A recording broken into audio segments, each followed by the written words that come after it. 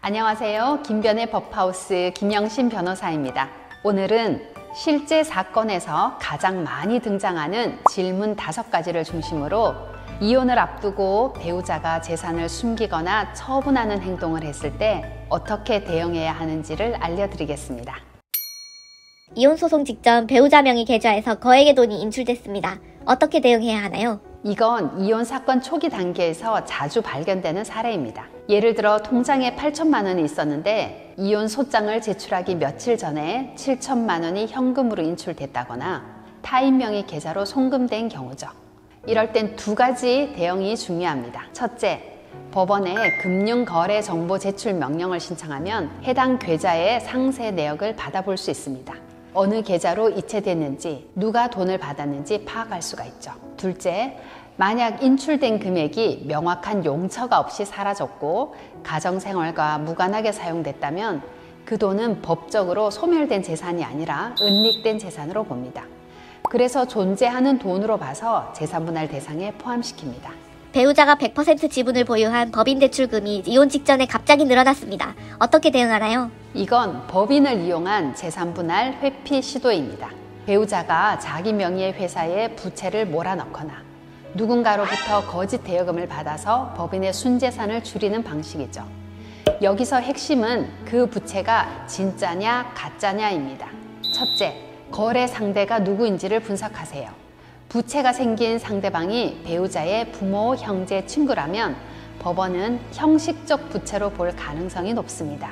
둘째, 돈이 실제로 입금됐는가를 확인하세요. 차용증은 아무나 만들 수 있어요. 중요한 건 실제 돈이 법인 계좌에 입금이 되었고 그 돈이 사업 운영이나 투자에 사용됐는지입니다.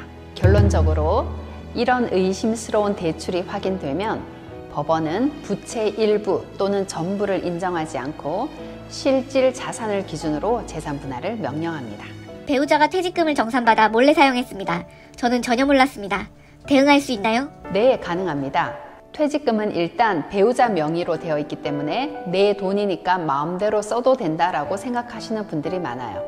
하지만 법적으로는 전혀 그렇지 않습니다. 혼인 기간 중에 발생한 퇴직금은 공동재산입니다.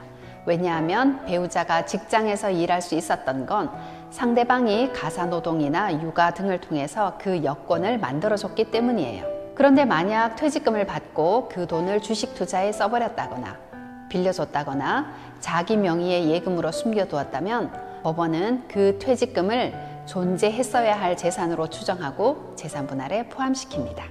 신혼집을 마련할 때 배우자 부모님이 자금 일부를 보태주셨습니다. 그런데 배우자가 이혼하면서 그건 빌린 돈이었다고 주장합니다. 어떻게 해야 하나요? 이 질문은 증여냐 차용이냐의 문제입니다. 이 차이는 엄청나게 큽니다. 증여로 인정되면 공동재산이니까 이혼 시 재산분할 대상에 포함됩니다. 차용으로 인정되면 그 돈은 부채로 처리되어서 재산분할에서 공제됩니다. 이걸 판단하는 핵심 기준은 차용의 객관적 증거가 있느냐입니다.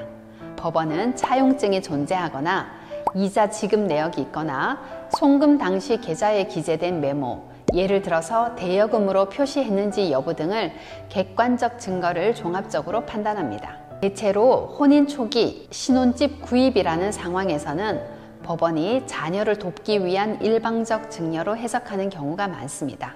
차용증도 없고 이자도 주지 않았다면 재산분할 대상이 될 확률이 높습니다.